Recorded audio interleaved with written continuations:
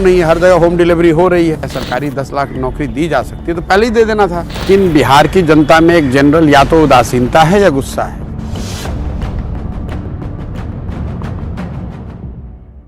बिहार की राजनीतिक फिजा बदल चुकी है।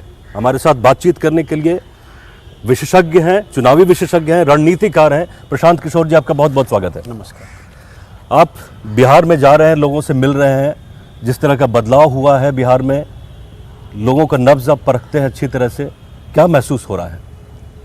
नहीं, जो बिहार में अभी राजनीतिक घटनाक्रम बदला है उसको लेकर कोई बहुत प्रामाणिक तौर पे कुछ कह पाना तो अभी मुश्किल है, क्योंकि बहुत जल्दी है। लेकिन पिछले 4-5 महीनों से जब मैं घूम रहा हूँ जी, और मैं ये जरूर कहूँगा कि अभी शुरुआती दिन है, हाँ। लेकिन बिहार की जनता में एक जनरल या तो उदासीनता है या गुस्सा है, सरकार को लेकर, सरकार के किए गए कार्यों को लेकर, या जो उनकी अपेक्षा, आशा अपेक्षा रही है सरकार से, उसको लेकर कहीं ना कहीं मैं उदासीनता भी देखता हूँ और थोड़ी काफ़ी नाराजगी भी देखता हूँ कई वर्गों में।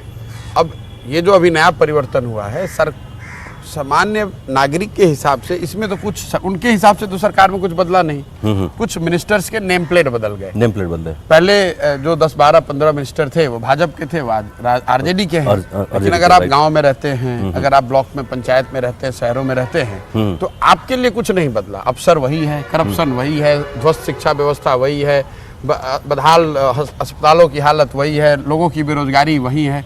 उन चीजों को लेकर कुछ नहीं बदला। कम से कम मेरी अपनी अपेक्षा थी कि जब ये महागठबंधन बनेगा तो सरकार कहने के लिए भी सही, लेकिन एक अपना एजेंडा, एक कॉमन मिनिमम प्रोग्राम या प्राथमिकताओं की जो एक सूची है वो जरूर जारी करेगी। अभी तक ऐसा कुछ दिखा नहीं। एक ही चीज जो पिछली सरकार से अलग इस सरकार में घोषणा हुई है वो कि 15 हम 10 लाख लोगों को सरकारी नौकरी दे देंगे। 20 लाख, 10 लाख सरकारी नौकरी और 10 लाख रोजगार। ठीक है। अब उस चीज का आकलन भी हम लोगों ने किया, नीचे मैंने उसको समझने का प्रयास भी किया और मैंने उस पर कमेंट भी करा है। देखिए, कहाँ से लाएंगे 20 लाख? एक बहुत बड़ी नौकरी होती है, तो केंद्र सरकार नहीं दे पा रही है, तो बिहार में क्या लग रहा है आपको? अब बिल्कुल जैसा आपने कहा कि इसको चुनावी वादे के तौर पे 2020 के चुनाव में यूज किया आरजेडी तेजस्वी यादव जी ने, तो उस समय लोगों ने इसको बहुत सीरियसली नहीं लिया। अगर आपको याद होगा, नीतीश जी खुद ही इसका माखौल उड़ाते रहे पूरे चुनाव प्रचार के दौरान कि भाई कहाँ से लाएंगे, ये तो संभव ही नहीं है। लोग बिल्कुल इनको अनुभव, और उस समय बता रहे थे कि भाई इनको अनुभव नहीं है। इसलिए जब 15 तारीख को उन्होंने घोषणा की गांधी मैदान में कि मैं 10 लाख नौकरी दे दूंगा और 10 लाख रोजगार दे दूंगा, तो मुझे बड़ा आश्चर्य हुआ। क्योंकि 15 साल मुख्यमंत्री रहने के बाद अगर आपको ये एहसास हो रहा है कि आप अब नौकरी दे देंगे, तो एक स्वाभाविक सा प्रश्न मन में आता है कि भाई तो पहले क्यों नहीं दे दिया? अगर आप दे सकते हैं या सरकारी 10 लाख नौकरी दी जा सकती है तो पहले ही दे देना था।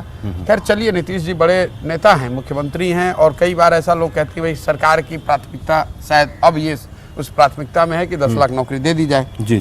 तो मैंने उस पर ये घोषणा करी है कि अगर नीतीश जी 10 लाख लोगों को नौकरी दे दें, सरकारी नौकरी 1 साल में, तो बिल्कुल किसी नए राजनीतिक प्रयास की जरूरत नहीं है। हर आदमी को बिहार में उनके पीछे खड़ा होना चाहिए, उनकी मदद करनी चाहिए, उनका हाथ मजबूत करना चाहिए। और मेरे जैसे लोग इसलिए इस पूरे अभियान को हम वापस ले लेंगे और नीतीश जी के पीछे खड़े होकर उनका झंडा लेकर घूमेंगे। लेकिन 10 लाख नौकरी देकर दिखाइए, झूठे वादे मत कीजिए। अगर आपने कहा है तो 10 लाख सरकारी नौकरी बच्चों को दे दीजिए, कम से कम 10 लाख परिवारों का भला हो जाएगा। बहुत। और इसको अगर किया जा सकता है तो देखिए, बिहार का अच्छा होना चाहिए, विकास होना चाहिए, लोगों का फायदा होना चाहिए। अगर नीतीश कुमार वो कर पा रहे हैं तो किसी नए आदमी की जरूरत क्या है? उन्हीं को करने दिया जाए। एक जो गैप, लोग कहते हैं कि जो एक कंटिन्यूटी होती है, विकास भी एक कंटिन्यूटी होती है। जो सरकार यहाँ चल रही थी, बीजेपी और जेडीयू की सरकार चल रही है, अभी तो कानून व्यवस्था का ही सवाल उठ रहा है। काफी लोग कहते हैं कि जंगल राज 3, हम लोग नहीं बोल रहे, लेकिन काफी लोग बोल रहे हैं कि जंगल राज 3 है ये। नहीं, अभी तो जैसे शुरू ही हुआ है। कुछ पत्रकार मित्र बता रहे थे कि नीतीश जी ने कहा कि ये जंगल राज नहीं, जनता का राज है। और जनता का राज है, और उसमें रोज अगर आपराधिक घटनाएं जिस तरह की हो रही हैं शुरुआती दौर में ही, तो ये तो आप मोटे तौर पे यही कह रहे हैं कि बिहार की जनता ही अपराधी प्रवृत्ति की है, क्योंकि जनता तो अपराधी प्रवृत्ति की है नहीं। और अगर जो लोग अपराधी प्रवृत्ति की हैं या उस तरह की भावना रखते हैं, उस तरह काम करते हैं, उनको आप जनता बता रहे हैं, वो तो बिल्कुल ही गलत बात है। और ये स्थिति और बिगड़ेगी। सुबह स्थिति इसलिए बिगड़ेगी कि आपने जो सरकार बनाई है जी, उसमें ऐसे एलिमेंट्स को आपने शामिल कर लिया है कि वो सुधर ही नहीं सकता है, चाहे आप कुछ भी कर लीजिए। तो आप कहने के लिए कुछ भी कहिए, जब आप अगर अपने घर में लाकर आप बाघ रख लेंगे तो घास तो खाएगा नहीं। वो थोड़े अगर 1-2 दिन न भी आपके अगर उसको मांस ना मिले तो आपको मारेगा। तो आपको लगता है कि चीजें ठीक चल रही हैं? नहीं, मैं तो वही as far as law and order is concerned, नहीं, मैं आपको ये कह रहा हूँ कि पीछे लॉ एंड ऑर्डर बिहार की जो स्थिति है, अगर उसको आप गंभीरता से देखेंगे तो जब से शराबबंदी लागू हुई है तब से लॉ एंड ऑर्डर में नीति, पहले की भी सरकार में वो लॉ एंड ऑर्डर में गिरावट तो थी ही। अब इस नए फॉर्मेशन में और ज्यादा इसलिए होना है क्योंकि सरकार का जो फॉर्मेशन है, जो लोग सत्ता में हैं, जो लोग मंत्री हैं, जो लोग विधायक हैं, उनकी जो प्रवृत्ति है, उनकी जो छवि है, उनका जो ट्रैक रिकॉर्ड है वो जनता के सामने है, वो तो बदल नहीं सकता है। शराबबंदी लागू होने के बाद जो बड़ी बात हुई है, जिस पे लोग ध्यान देते भी हैं और शायद इतनी इसकी लेकिन चर्चा नहीं होती है, कि जो प्रशासनिक तंत्र है सरकार का, जो लॉ एंड ऑर्डर के लिए जिम्मेवार है, सारे लोग उसमें लग गए। सारे लोग तो इसमें लगे हैं कि भाई शराबबंदी लागू करो, शराबबंदी को छिपाओ, शराबबंदी को पकड़ो, शराबबंदी को पनिश करो, शराबबंदी को रिवार्ड करो। उस वजह से सरकार का एक बड़ा तंत्र नॉर्मल लॉ एंड ऑर्डर को छोड़ के जनरल पुलिसिंग में दिक्कत हो रही है। जनरल पुलिसिंग में दिक्कत हो रही है। जनरल पुलिसिंग में नहीं, जो प्रोसिक्यूशन है, इन्वेस्टिगेशन है, जो लॉ एंड ऑर्डर के कई पहलू हैं। जी, जी। अगर आपको इन्वेस्टिगेट करना है, ऑफिसर के पास समय भी तो होना चाहिए। बिल्कुल, बिल्कुल। आप प्रोसिक्यूशन देखिए, chief justice none less than the chief justice of India said कि आप इस तरह से लेजिस्लेट कर दिया आपने, लाखों केस कोर्ट में आ गए, सारा कोर्ट का जो सिस्टम है वो क्लॉग हो गया। तो इन बातों को ध्यान में दिए बगैर अगर आप इस तरह की, और अगर इसका जो फायदा बताया जा रहा था, शराबबंदी लागू होती तो भी चलिए आप मान लेते कि चलिए वर्थ है परेशानी, लेकिन शराबबंदी भी लागू नहीं है, हर जगह होम डिलीवरी हो रही है, शराब माफिया का बोलबाला है, और लॉ उसके एवज में सरकार का रेवेन्यू लॉस हो रहा है, लॉ एंड ऑर्डर और बिगड़ रहा है। और सबसे जो खतरनाक बात है कि जो हम लोग देख रहे हैं नीचे, मैं जब घूमता हूँ हर जगह मैं ये सुनता हूँ कि युवाओं के एक वर्ग में जो नशाखोरी की जो आदत बढ़ रही है, शराब के अलग दूसरा जो नशा ज्यादा सीरियस नशा, दूसरा सीरियस नशा जो हम लोग दूसरे राज्यों में देखते थे, जैसे पंजाब में हमने देखा, पंजाब में देखा है या दूसरे राज्यों में देखा है, बिहार में ये बात नहीं थी। अब मैं बिहार में हम लोग सुन रहे हैं, देख रहे हैं, गाँव देहात में, और जो क्रिमिनलाइजेशन हो रहा है, जो नए लड़के हैं, बेरोजगार हैं, नौकरी नहीं मिल रही है, तो चलो शराब के धंधे में लग जाएं, 2 बोतल डिलीवरी करें, 2-4 हजार रुपए कमा लें। इन चीजों का बड़ा medium to long term serious negative effect है, जिस पर जितनी गंभीरता से चर्चा होनी चाहिए वो नहीं हो रही है। प्रशांत जी, आप एक बड़ा सवाल ये है कि जिस तरह का गठबंधन बना है, नीतीश कुमार एक धुरी हैं, उनके आसपास में वो इकट्ठा करने की कोशिश कर रहे हैं, केसीआर से मिल चुके हैं, बाकी तमाम नेताओं से दिल्ली में मिले, राहुल गांधी के साथ उन्होंने फोटो खिंचवाई है, आप सबके साथ तकरीबन काम कर चुके हैं, ममता जी के साथ भी आप काम कर चुके हैं, जो एक धुरी बन रही है, क्या will they able to confront Narendra Modi? नहीं, देखिए, ये मैं कई बार जब से ये घटनाक्रम हुआ है बिहार में, तब से मैं लगातार बोल रहा हूँ कि ये बिहार स्पेसिफिक घटना है। राज्यों में इस तरह की घटनाओं का, राजनीतिक घटनाओं का कोई बहुत सीधा संपर्क राष्ट्र के राजनीति पर नहीं पड़ता है। जैसे मान लीजिए कि बंगाल में ममता बनर्जी जी जीत गई, तो ये एक स्वाभाविक प्रक्रिया है कि जो उनके दल के लोग हैं या जो बंगाल के उनके समर्थक हैं, उनको ऐसा लगेगा कि पूरे देश में ऐसा हो जाएगा, लेकिन वो एकदम अपने आप ऑटोमेटिक चीज होती नहीं है। आप नीतीश जी 1 महीना पहले तक तो भाजपा के साथ थे, तो जब दिल्ली जाते थे तो भाजपा के नेताओं से मिलते थे, भाजपा के साथी दलों से मिलते थे। अब भाजपा से अलग हुए हैं, दिल्ली गए 4, 5, 7, 8 नेताओं से मिले। अब उन नेताओं के मिलने से, उन नेताओं के साथ आप बैठ के चाय पीते हैं, उनके साथ डिनर करते हैं, प्रेस वार्ता करते हैं, तो उससे क्या हो जाएगा? आप मुझे बताइए, उससे क्या होगा? 2 पार्टियों के और नेताओं के साथ में आने से कुछ नहीं बदलता है। आपके पास एक नैरेटिव होना चाहिए, कार्यकर्ताओं को साथ में आना पड़ेगा, जमीन पर आंदोलन होना चाहिए, पब्लिक को समझ में आना चाहिए कि ये तो बेसिक क्राइटेरिया है कि अभी जो सरकार है, हाँ, उसके मुकाबले आपके पास बेहतर प्रोग्राम है, बेहतर नैरेटिव है, आपके पास कार्यकर्ताओं का एक फौज है जो जमीन पर इन चीजों को जनता तक ले जाए, और एक विश्वसनीय चेहरा है जो कि सबको बांध कर आगे इस चीज को इम्प्लीमेंट करेगा। जब तक उन चीजों को आप नहीं करेंगे तो सिर्फ मिलने मिलाने से, प्रेस कॉन्फ्रेंस करने से या 1-2-4 पोस्टर लगाने से विपक्ष नहीं खड़ा हो सकता। अगर इतना आसान होता तो पिछले 10 साल में लोगों ने कर लिया होता। 24 की बात करें, फिर 25 की बात करें, पहले 24 की बात कर लेते हैं। क्या बिहार में एक पार्टी बीजेपी वर्सेस 6-7 पार्टीज होने वाली है, या कुछ ये जो कॉम्बिनेशन आपको दिख रहा है इसमें कुछ बदलाव भी आएगा? देखिए, मैं लगातार ये बात कहता रहा हूँ कि सरकार 7-8 दलों को मिलाकर बना लेना फिर भी एक तरह से संभव है, क्योंकि सरकार में देने के लिए इतनी चीज होती है कि लोग अपने अपने इंटरेस्ट से उसमें जुड़ जाते हैं। लेकिन इस तरह की 7 पार्टियों 8 पार्टियों को आप साथ में लेकर चलना चाहेंगे तो बहुत मुश्किल है राजनीतिक तौर पे। पिछला जो महागठबंधन था वो 3 दलों का था, उसमें सामंजस्य बैठाने में जो परेशानी आती थी, मैंने उसको डे टू डे करके देखा है। इतनी परेशानी आती है, कौन व्यक्ति कौन सीट लड़ेगा, हर आदमी मतलब कई सीटों क्या बोल देगा कौन, कई सीटों पे लोग सीधे आमने सामने हैं। हाँ। अब पिछला जो गठबंधन रहा है उसमें आप देखिए 101 और 41 सीटें लड़ी गई थी। जी, जी, जी। अब उसमें 4 और दलों को आपको शामिल करना है, तो सीटों का बंटवारा कैसे होगा? और अगर आपने कर भी लिया ऊपर, तो उसका जो असर नीचे कार्यकर्ताओं पर, उन पार्टी के समर्थकों पर पड़ता है, उसको समझना इतना आसान नहीं है। तो मैं नहीं समझता हूँ कि अभी जो राजनीतिक फॉर्मेशन बिहार में है, इसी फॉर्मेशन में अगले चुनाव लड़े जाएंगे। तो बीजेपी के पक्ष में जाति के बिना तो अब बिहार में कुछ सोच ही नहीं सकते हैं। जो एक समीकरण आरजेडी के साथ में है, फिर एक महादलित का एक बड़ा सा उन्होंने डेवलप किया, इतने सालों में उसको पाला पोसा, वर्सेस बीजेपी। नहीं, देखिए ये जातियों का भी जो एक जो परसेप्शन बना हुआ है कि बिहार में राजनीति सिर्फ जाति पर होती है, ऐसी बात नहीं। जब जो राजनीति जो है वो समाज का आईना है। जो भी समाज में सच्चाई है, जो भी समाज के पहलू है, वो राजनीति में भी आपको दिखेंगे। अगर समाज में जाति है तो राजनीति में जाति दिखेगी, समाज में अगर करप्शन है तो राजनीति में करप्शन दिखेगा। लेकिन ऐसा मान लेना कि सिर्फ जाति पर ही वोट पड़ता है, वो गलत होगा। ऐसा नहीं है। अगर ऐसा होता तो बीजेपी को या मोदी जी को यहाँ वोट कैसे मिल रहा होता? उनकी जाति के लोग तो नहीं रहते हैं बिहार में। आपका इंटरव्यू हम देखते रहते हैं और देखते रहे हैं, आप अभी भी पूरी उम्मीद है कि जो जाति फैक्टर है ये डाउन हो जाएगा और विकास और बाकी जो डेवलपमेंटल इश्यूज है वो फोरफ्रंट पे आएंगे? बात गौण होने की नहीं है। मैं आपको आगे क्या होगा उसकी भविष्यवाणी नहीं कर रहा हूँ। मैं ये कह रहा हूँ कि जो होता रहा है बिहार में उसको ही आप देख ले। कि जैसे पिछला लोकसभा चुनाव हुआ तो आप लोगों ने, सारे मीडिया ने बताया कि भाई पुलवामा के नाम पर बहुत बड़ा एक वर्ग है जिसने बीजेपी को वोट किया जी। 2014 के इलेक्शन में आप लोग बताते हैं कि भाई मोदी जी के नाम पर समाज के हर वर्ग ने भाजपा को वोट किया। उससे पहले लोग कई एक ऐसे उदाहरण मैं हमेशा देता रहता हूँ। 1989 में लोगों ने बीपी सिंह के नाम पर वोट किया, 1984 में इंदिरा जी की मृत्यु के नाम पर वोट किया।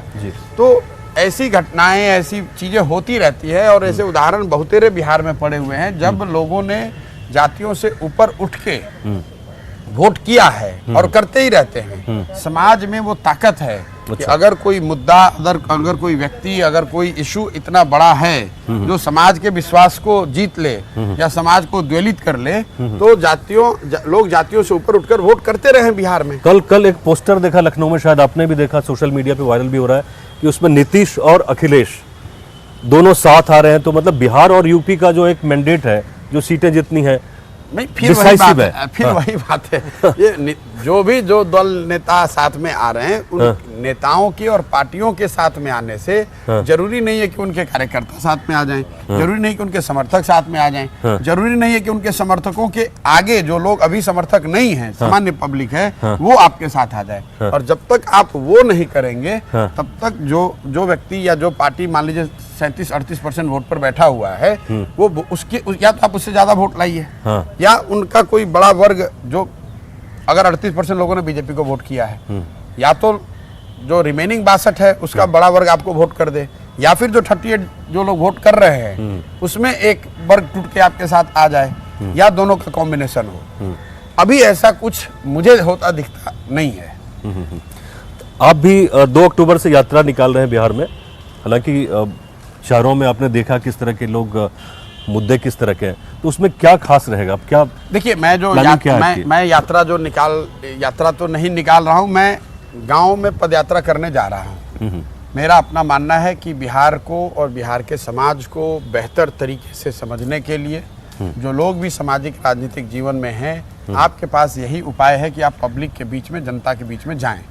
2 अक्टूबर से मैं गांधी आश्रम पश्चिम चंपारण से चलना शुरू करूंगा और मेरा उद्देश्य ये है कि बिहार के हर गांव, हर शहर, हर पंचायत, हर गली मोहल्ले में खुद ही चलकर पहुंचा जाए। और उसके मैं 3 चीज इससे अचीव करना चाहता हूं। एक, समाज से चर्चा करके समाज की मदद से ऐसे लोगों को चिन्हित किया जाए जो उनकी नज़र में सही लोग हैं, जिनको राजनीति में आगे आना चाहिए या जिनको राजनीतिक सामाजिक जीवन में आगे बढ़ाने से समाज का फायदा हो सकता है। दूसरा, बिहार में एक तो है कि लोगों को पता है कि ये शिक्षा नहीं है, बेरोजगारी है, गरीबी हो तो ठीक है, लेकिन हर पंचायत की, हर ब्लॉक की, हर शहर की एक अपनी भी समस्या है।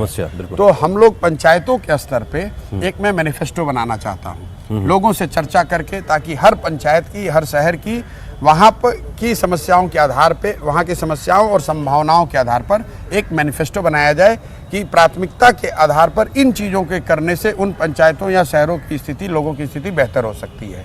और तीसरा, लोगों की सलाह से बिहार के डेवलपमेंट के लिए जो 10 महत्वपूर्ण क्षेत्र हैं, शिक्षा, स्वास्थ्य, रोजगार, बेरोजगारी, सामाजिक न्याय, कृषि जैसे 10 महत्वपूर्ण क्षेत्रों में 15 साल का एक ब्लूप्रिंट बनाया जाए, ताकि ये बताया जा सके कि अगले 10 साल में, 12-15 साल में अगर बिहार को टॉप 10 राज्यों में आना है तो इन क्षेत्रों में क्या कुछ किया जाना चाहिए और कैसे किया जाना चाहिए। ये जो ब्लूप्रिंट है ये जनता के बीच में चुनाव से बहुत पहले अवेलेबल होना चाहिए, ताकि हम जैसे जो नागरिक हैं हमारे पास ये अवसर हो ये देखने का कि भाई ये कैसे करेंगे। अगर इनको मौका दिया जाए, अगर इन लोगों को मौका दिया जाए तो ये बिहार को कैसे सुधारेंगे। क्योंकि हर आदमी मंच पे जो खड़ा होता है वो यही कहता है कि हमको वोट दीजिए, हम पर भरोसा कीजिए, हम आएंगे तो ठीक कर देंगे। लेकिन आपके पास प्रोग्राम क्या है, आप करेंगे कैसे। अगर मैं कह रहा हूँ कि मैं बिहार में रोजगारी ला दूंगा तो मुझे तो लिख के दिखाना चाहिए ना कि भाई कैसे लाऊंगा। तो ये एक ब्लूप्रिंट बनाकर पदयात्रा खत्म होने के 3 महीने के अंदर हम लोग जनता के बीच में रखेंगे, ताकि आपके पास ये अवसर हो कि उसको देख सकें, जांच सकें, उसका मूल्यांकन कर सकें। अगर आप चाहें तो उसमें सुझाव भी दे सकते हैं। आप ये समझ सकें कि जो वादे किए जा रहे हैं या किए जाएंगे उसका आधार क्या है, उसका कार्यक्रम क्या है। यही 3 उद्देश्य है। और इसी के लिए मैं पदयात्रा जब शुरू करूंगा तो एक बार चलना वहां से शुरू करेंगे, पूरा बिहार एक बार में करेंगे। उसकी शुद्धता को बनाए रखने के लिए ये प्रयास करेंगे कि बीच में गाड़ी का इस्तेमाल ना करें, ट्रेन पे ना चढ़ें, प्लेन पे ना चढ़ें। एक बार चलना शुरू करेंगे तो पूरा बिहार जब तक कंप्लीट ना हो जाए तब तक घर वापस लौटे बगैर इसको काम को करेंगे। जहां शाम हो गई वहीं पर रुकेंगे, अगले दिन वहीं से चलना शुरू करेंगे। हम लोग का अनुमान है कि अगर पूरे बिहार में इस चीज़ को करना है तो कोई 3-3.5 हज़ार किलोमीटर पैदल चलना पड़ेगा और इसको करने में 1 से 1.5 साल का समय लग सकता है। ये सरकार कब तक चल रही है, मतलब कब तक जो सरकार है इसको चलना चाहिए। अगले जो लॉन्जेविटी आप देख रहे हैं, अगले 3 साल सरकार तो चलेगी। नीतीश कुमार जी है, कोई ना कोई जुगाड़ लगाकर चलाते रहेंगे, कोई दिक्कत नहीं है। अगले 3 साल तक चलनी भी चाहिए। जनता ने मौका दिया है उनको तो उनको काम करना चाहिए, उसमें दिक्कत क्या है। 2-3 ऐसी प्रायोरिटी बता दीजिए जो नीतीश कुमार और तेजस्वी यंग लीडर हैं उनको करना चाहिए बिहार के इंटरेस्ट में, लार्जर इंटरेस्ट में। देखिए, जो सबसे बड़ी समस्या लोग नीचे बता रहे हैं अभी वो है अफसरशाही और उससे जुड़ा हुआ करप्शन। लोगों को ऐसा लगता है कि ये जो सरकार है वो सिर्फ सामान्य लोगों को नहीं, जो चुने हुए प्रतिनिधि हैं, जो समाज में राजनीतिक सामाजिक तौर पे जागरूक लोग हैं, वो भी बता रहे हैं कि इस सरकार में जो अफसरशाही इतने बड़े पैमाने पे हावी है कि कोई एक तरह से सरकार का जो जिसको कहते हैं ना आँच नहीं है, जो डर है, इकबाल बोलते हैं, इकबाल कहते हैं, बिल्कुल सही वर्ड, कि सरकार का इकबाल खत्म हो गया है। नीचे कोई डर नहीं रहा है, जिसके मन में जो आ रहा है वो कर रहा है। और तो उसको कायम करना एक बड़ी बात है। अपराधी जो लोगों के मन में एक डर है कि इस नए फॉर्मेशन से अपराधीकरण को बढ़ावा मिलेगा, वो न हो, क्योंकि शुरुआती दौर में जो सुनने को मिल रहा है वो तो अच्छे संकेत नहीं है। और इसके अलावा अगर 1-2 चीज़ बिल्कुल प्रायोरिटी पे सुधारना चाहिए तो मुझे लगता है कि ध्वस्त हुई शिक्षा व्यवस्था के बारे में हर जगह हम लोग सुनते हैं। ये मतलब एक तरह से अगर आप मेरे से पूछेंगे नीतीश जी के राज का सबसे बड़ा फेलियर क्या है, तो मेरा आकलन यही होगा कि एक पढ़े लिखे व्यक्ति के मुख्यमंत्री रहते हुए बिहार की शिक्षा व्यवस्था का ध्वस्त हो जाना नीतीश कुमार जी का सबसे बड़ा फेलियर है। क्योंकि बिहार में शिक्षा ही एक उपाय थी अभी तक जिसके जरिए आप गरीबी के कुचक्र से बाहर निकल सकते थे। यहाँ उद्योग है नहीं, यहाँ कोई बहुत बड़े पैमाने पर कृषि से लोगों की जिंदगी बदलने वाली अभी तक तो नहीं है। तो लोग शिक्षा के जरिए अपनी जिंदगी बदलते रहे हैं। शिक्षा व्यवस्था के ध्वस्त होने से वो एक आखिरी सहारा भी लोगों के हाथ से निकल गया है। इसलिए मैं व्यक्तिगत तौर पे अगर आप मुझे पूछेंगे तो मैं ये कहूँगा कि सरकार का इकबाल कायम हो, चाहे वो अफसरशाही को लेकर है या अपराधियों को लेकर हो। दूसरा, अपराधियों में भय होना चाहिए। अफसरों में और अपराधियों में भय होना चाहिए कि अगर आप गलत करेंगे या कुछ सरकार सजा मिलेगी, सजा देगी। दूसरी बात, शिक्षा की व्यवस्था पर सरकार को व्हाइट पेपर जारी करना चाहिए, एक लॉन्ग टर्म प्लान जारी करना चाहिए कि आखिर जो ये सिर्फ कह देने से कि टीचर खराब हैं इसलिए नहीं हो रहा है, इस समस्या उससे बहुत बड़ी है। जो कॉलेज है, जो पहले के शिक्षक, मतलब पूरी शिक्षा व्यवस्था ध्वस्त है। आज 3 साल की डिग्री लोग फिर से वापस 6 साल 7 साल में उनको मिल रही है। बच्चे त्राही नीचे कर रहे हैं, घूम रहे हैं, रोड पे जा रहे हैं, कोई सुनने वाला नहीं है। और रोजगार को लेकर उन्होंने जो कहा है उसको पूरा करना चाहिए। तो अगर ये 3 बातें भी अगर सरकार कर पाती है, सरकार का इकबाल कायम हो, अफसरशाही को कंट्रोल में किया जाए ताकि करप्शन कम हो और अपराधियों का बोलबाला न बढ़े। दूसरा, जो उन्होंने 10 लाख सरकारी नौकरी के वादे किए हैं इसको पूरा करें। और तीसरा, कम से कम और कुछ नहीं तो शिक्षा व्यवस्था में आमूलचूल परिवर्तन लाने की दिशा में एक ब्लूप्रिंट, एक वाइट पेपर, एक ब्लूप्रिंट सरकार को रखना चाहिए और उस दिशा में एक सार्थक प्रयास करना चाहिए। चलिए, न्यूज 18 से बातचीत करने के लिए बहुत बहुत शुक्रिया प्रशांत जी। Thank you.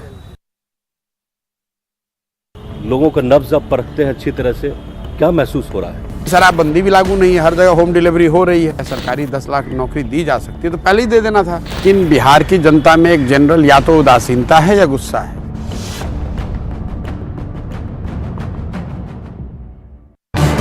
इस न्यूज हेडलाइंस के प्रायोजक